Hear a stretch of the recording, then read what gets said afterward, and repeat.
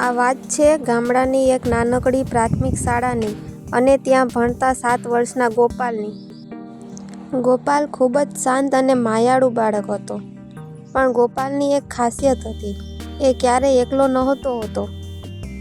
એની સાથે હંમેશા એક મિત્ર રહેતો, જેનું નામ હતું મોતી.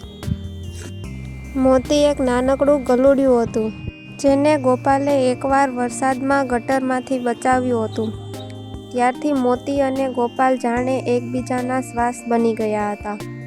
ગોપાલ જ્યારે સવારે દફતર પહેરીને તૈયાર થાય, ત્યારે મોતી એની પાછળ પાછળ નિશાળના દરવાજા સુધી જતો.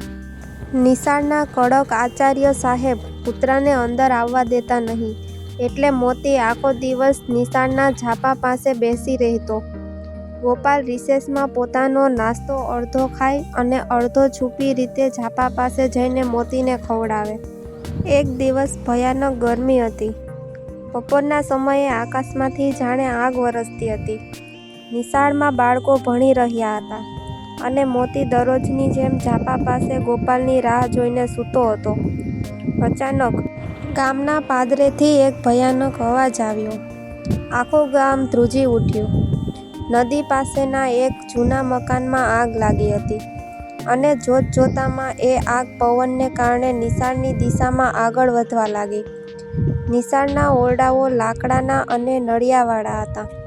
આગની જ્વાળાઓ ઝડપથી નિશાળ તરફ આવવા માંડી. આચાર્ય સાહેબે જોર-જોરથી ઘંટડી વગાડવાનું શરૂ કર્યું. બધા બાળકો ગભરાઈને બહાર દોડવા લાગ્યા. અફરાતફરી મચી ગઈ. શિક્ષકો બાળકોને સલામત રીતે મેદાનમાં લઈ આવ્યા, પણ ગોપાલ ક્યાંય દેખાતો નહોતો. ખરેખર તો ગોપાલ આગના ડરથી બેન્ચ નીચે છુપાઈ ગયો હતો અને ધુમાડાને કારણે તે બેભાન થઈ ગયો હતો. શિક્ષકોએ ગણતરી કરી તો ખબર પડી કે એક બાળક ઓરડામાં રહી ગયું છે. પણ આગ એટલી વિકરાળ હતી કે અંદર જવાની કોઈની હિંમત થતી નહોતી. મોતી, જે અત્યાર સુધી શાંત બેઠો હતો, તેણે જોયું કે ગોપાલ બહાર નથી આવ્યો. મોતીએ જોરથી ભસવાનું શરૂ કર્યું અને કોઈના પણ રોક્યા વગર એ ધગધગતી આગ અને કાળા ધુમાડાની વચ્ચે ઓરડામાં કૂદી પડ્યો. લોકો બૂમો પાડતા રહ્યા, "અરે, એ કૂતરું પણ મરી જશે." પણ મોતીને પોતાની જિંદગીની પડી નહોતી. એને તો બસ એનો ગોપાલ જોઈતો હતો. અંદર ગૂંગળામણ હતી. ચારે બાજુ લાકડા સળગીને પડી રહ્યા હતા. ઓરડાની અંદર કાળો મેષ જેવો ધુમાડો ભરાઈ ગયો હતો. જ્વાળાઓ છત પરથી નીચે પડી રહી હતી. મોતીની રૂંવાટી આગની ગરમીથી બળવા લાગી હતી, પણ એણે હિંમત હારી નહીં. એણે પોતાની નાકથી ગોપાલની ગંધ પારખી લીધી. ખૂણામાં બેન્ચ નીચે ગોપાલ સાવ નિસ્વેતન હાલતમાં પડ્યો હતો.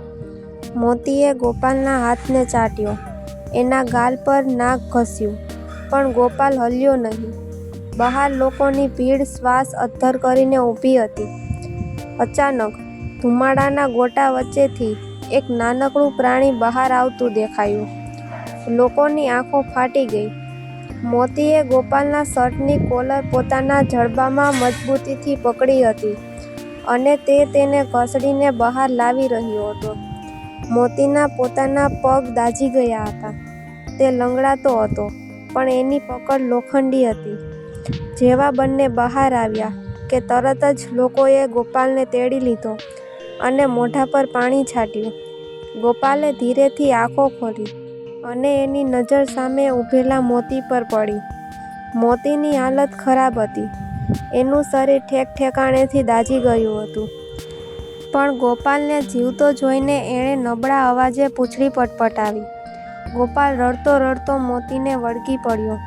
આખું ગામ આ દ્રશ્ય જોઈને હિબકે ચડ્યું. જે આચાર્ય સાહેબ પહેલાં મોતીને નિશાળમાં આવવા દેતા નહોતા, એમણે આજે મોતીને ખોળામાં લીધો અને એની આંખોમાંથી પણ આંસુ વહી રહ્યા હતા. મોતીને તરત જ પ્રાણીઓના ડૉક્ટર પાસે લઈ જવામાં આવ્યો. મહિનાઓ સુધી ગોપાલે મોતીની સેવા કરી. આજે મોતી સાજો થઈ ગયો છે, પણ એના શરીર પર આગના નિશાન હજી પણ છે. એ નિશાન કોઈ ઘા નથી, પણ એક અતૂટ દોસ્તીનું સન્માન છે. હવે આખી નિશાળમાં મોતી માટે ખાસ જગ્યા છે. તે માત્ર એક કૂતરો નથી, તે નિશાળનો હીરો છે. વાર્તાનો બોધ: સાચી દોસ્તી એ નથી જે માત્ર સુખમાં સાથે હોય, પણ એ છે જે મોતના મુખમાં જઈને પણ મિત્રને બચાવી લાવે. પ્રેમની ભાષા શબ્દોની મોહતાજ નથી હોતી. એક અબોલ પશુ પણ માનવતાનો સૌથી મોટો પાઠ ભણાવી શકે છે.